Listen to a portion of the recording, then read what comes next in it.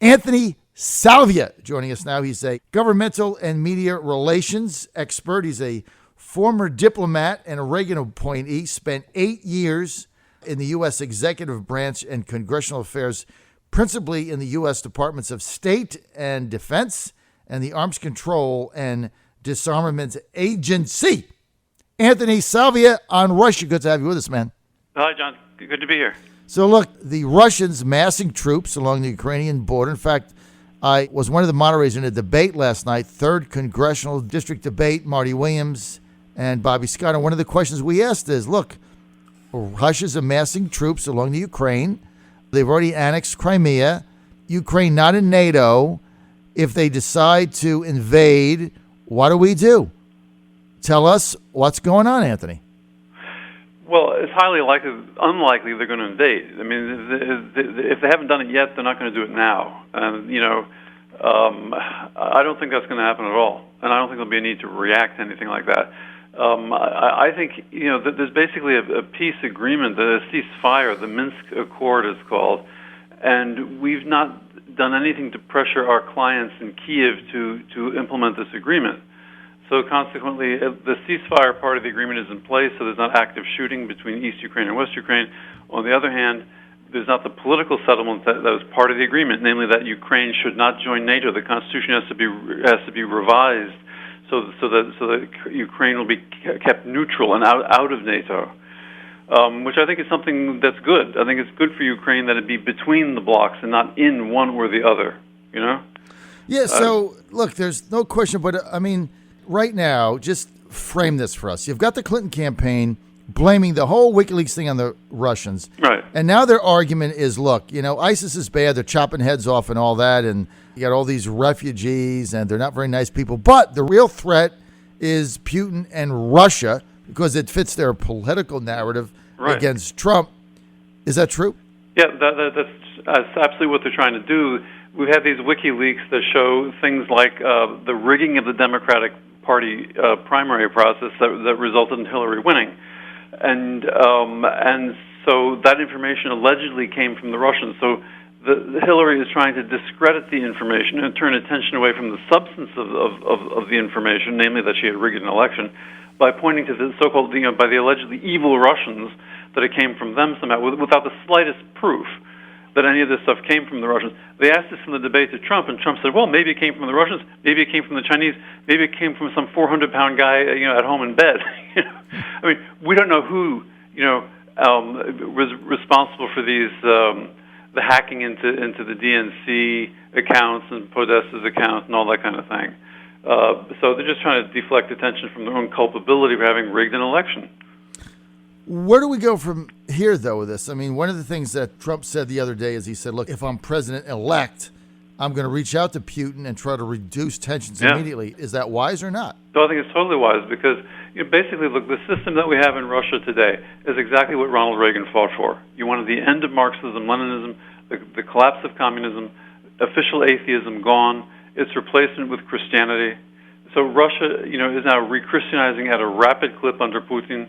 And that's what you want. You want a restoration of normalcy and the end of an evil ideology. That's exactly what happened thanks to Reagan and what he was doing. We should be working with the Russians. Donald Trump is exactly right. I can do business with Vladimir Putin. He's saying that. He's saying Crimea is none of our business. We should be working with Russia and Syria to destroy ISIS. He's saying NATO is obsolete. These are all the points that Trump keeps making. It's a new foreign policy, which is exactly what we need. Okay, well, what about the warmongers and the neocons all running around saying that Russia's the number one threat that we have? During the debates, the Republican debates, we had Carly Fiorina, who never met a missile. She didn't want to jump on and hug, saying that, she would never talk to Putin and they had to be isolated and this and that. But, Anthony, what you just say is, basically what Reagan's vision of what Russia would be, that's what it's become. Why aren't they our ally? Because, there are people who are heavily involved in the Washington scene, the Pentagon and the defense contractors and the money that's involved, keeping it going with this policy of bringing new countries into NATO and then redoing their militaries, which they can't afford to do. Most of these countries are very poor, so we wind up sending them the money to buy the weaponry and it's a whole big thing. A lot of people are getting very rich on this kind of stuff, and it's not just that; it's more than that. It's the idea of a Pentagon vision of a geostrategic thing. Encircle Russia. Bring about an orange revolution in Red Square. Get rid of Putin. Put a compliant guy in place in the Kremlin, so we go back to where we were under Yeltsin, where he'll take orders from us. Then we've got a strategic encirclement of China because Russia is then doing our bidding and this, that, and the other. And there's a whole vision there that's behind it, but it can blow up in our face. This is a nuclear-armed power, Russia. They have a huge ability to do lots of damage, not because they want to, because they don't want to. Putin has always said he wants to deal with the Americans.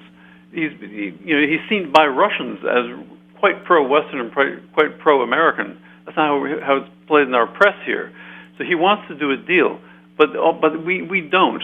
And he's saying, as he said, look, we Russians will not be cannon fodder for the New World Order. So he's saying we want to do a deal, but if you intend to come here to kill us, we're gonna surprise you. We're gonna do stuff to you that you won't exactly like. So we have to be careful with this. I want to get back to a little bit what we were talking about earlier about this kind of masters of the universe take that the Pentagon has, that they want to just go around and manipulate governments and regime changes. Mm-hmm. What happened when Boris Yeltsin took over? He was very friendly to the United States, and as you said, that was kind of the vision that our Defense Department had, that we would have somebody in there that would do our bidding, if you will. How did we lose that? What happened? Well, Yeltsin was very much our guy, and he did a lot of things that we then later accused Putin of doing. In other words, we accused Putin of being non-democratic and authoritarian, dictatorial. But under Yeltsin, you may recall, he sent tanks against his own parliament building. He bombed them into submission. He overturned the results of legislative elections that were completely legitimate. He then stole his own presidential re-election. He was at single-digit popularity on the eve of the election, and he managed to win with the help of media oligarchs who were in his camp. He ruled by decree. All these things were going on in Russia in those days, and we were applauding. We said, "Great! Why was it great?" Because he was bought and paid for. Mm-hmm. He was on our side. He did our bidding. Even in the case of the Serbian war, which it was not in Russia's interest to see Serbia bombed and destroyed and dismembered for the sake of Islam. But that was our policy, and he went along with it. It was something Putin would never have done. Mm-hmm. So when Putin came along, he said, enough of this. I'm going to stand for the Russian national interests here. We have real interests. We want to talk to the Americans, but we want it to be a forthcoming relationship where we support you on this strategic initiative of yours if you support us on what's important to us. But that never happened with Washington. Washington never reciprocated, and they continued the NATO enlargement, the expanding up to Russia's borders, including former republics of the Soviet Union, and heightening the sense of insecurity in Russia, and this whole thing in Syria now, where the United States in East Aleppo is supporting Al-Qaeda, the very people who knocked over the World Trade Center. And when Donald Trump says, good that the Russians are in Syria, what he means is, good, let's help the Russians finish off people like Al-Qaeda in Syria. We should, because Al-Qaeda, they attacked us. They attacked the Pentagon. They attacked the World Trade Center. They tried to attack the White House. And yet we're allied with them in East Aleppo. That's who's there. Al-Nusra, which is a branch and affiliate of Al-Qaeda, and Al-Qaeda itself.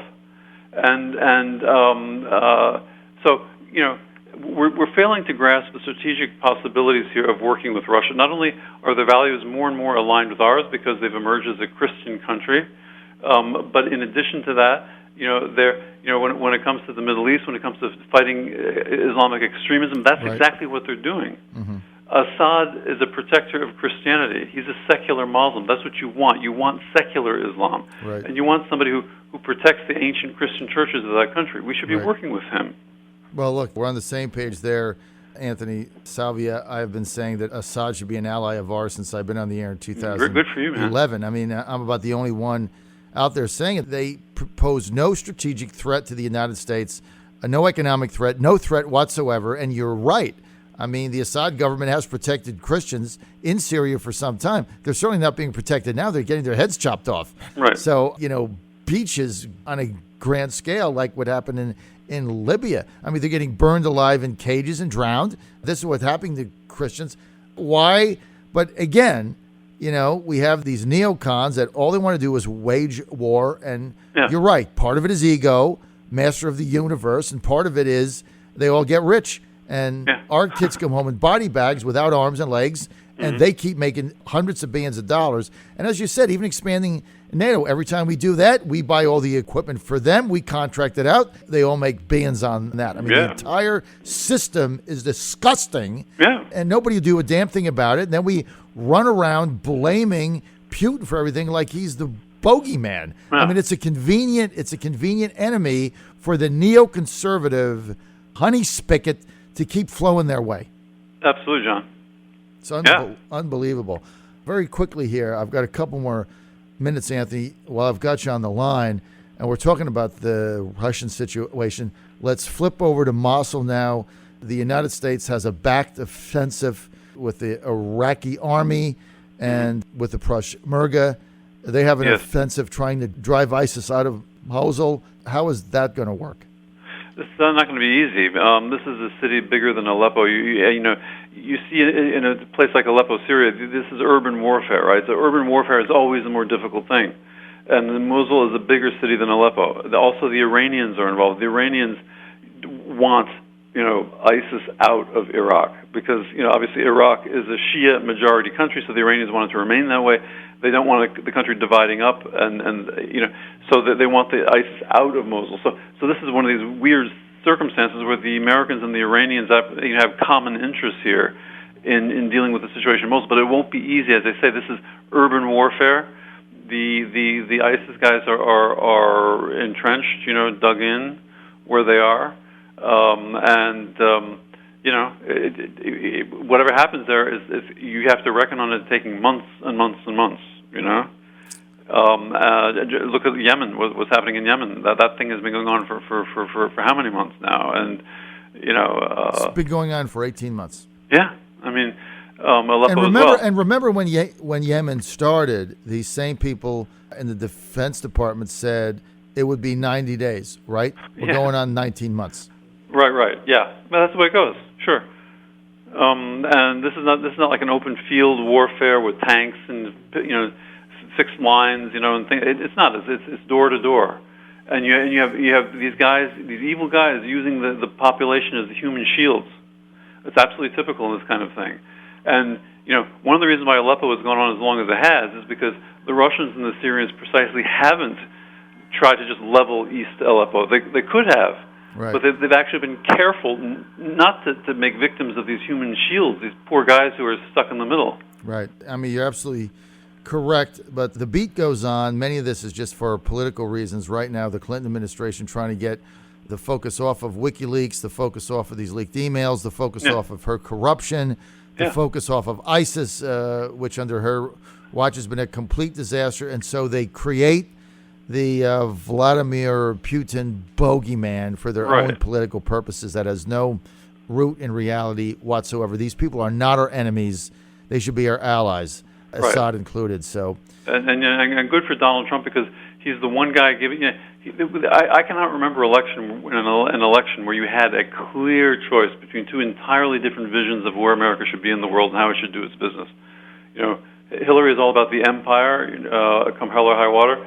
And Trump is all about the restoration of the American Republic, America first, the values of Washington and Jefferson, a non-intervention, and no more regime change and all that kind of nonsense where we just get burned. You're exactly right there. But, we have a one-party system because the money flows one way, and that's the both incumbent parties. Anthony, Salvia, we're out of time. Thanks for being with us. We're going to have you back. We're on the John Fredericks Radio Network. Stay with us.